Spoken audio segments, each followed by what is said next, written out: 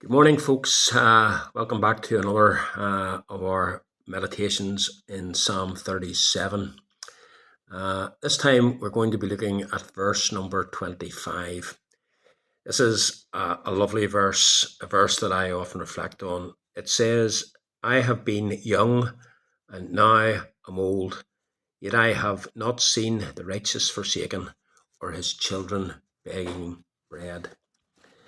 I was profoundly struck with this verse as I was reading it because recently I've been making arrangements for my own retirement from the ministry, God willing, next year. I have been young and now I am old. Now, I know that some of you listening to this devotion are much older than I am, and you would probably say that I'm still quite young. Thank you, I appreciate that. Nevertheless, I'm certainly much older now than I was when I was young. And it made me think as I read this verse about how quickly life passes. Those of you who are around my age and older will, I am sure, fully agree that our youth seems only like yesterday. Time has flown in.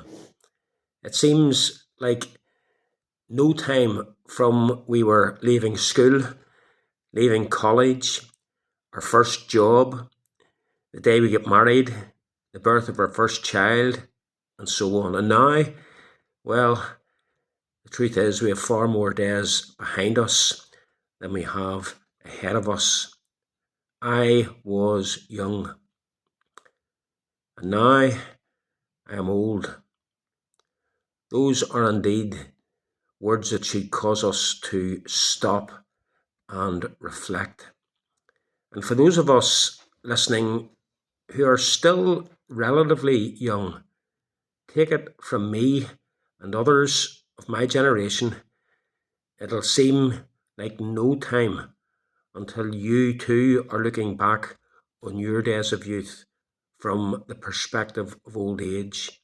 And maybe even in doing that, you'll be remembering this very devotion today.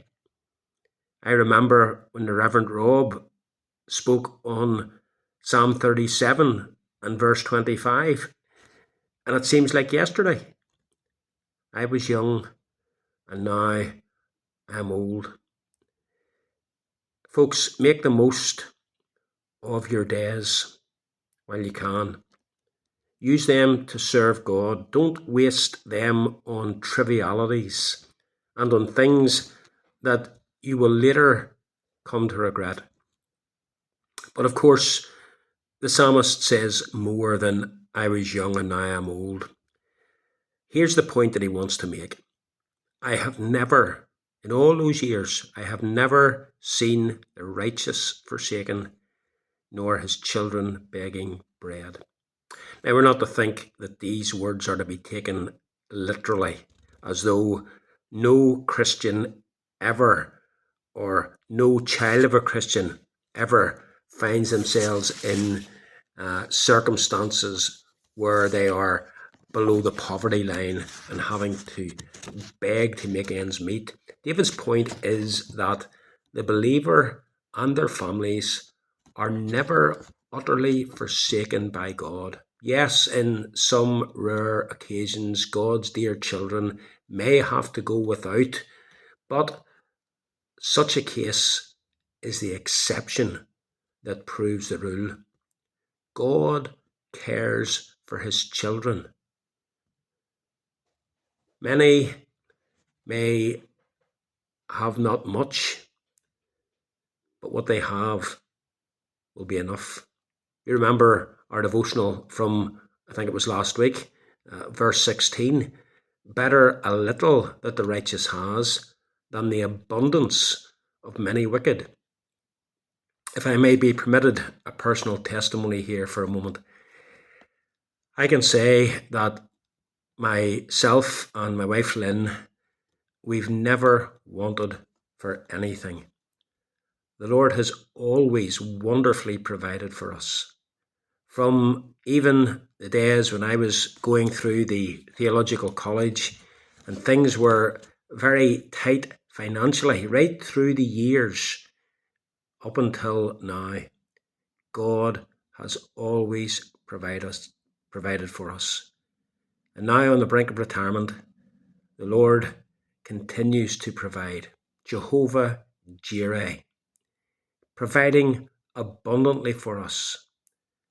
I have been young, and now I am old. I have never seen the righteous forsaken, nor their children begging bread.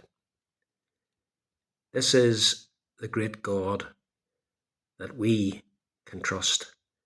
He is our Father, and it brings us wonderful confidence and assurance for the present and for the future. So reflect on these words.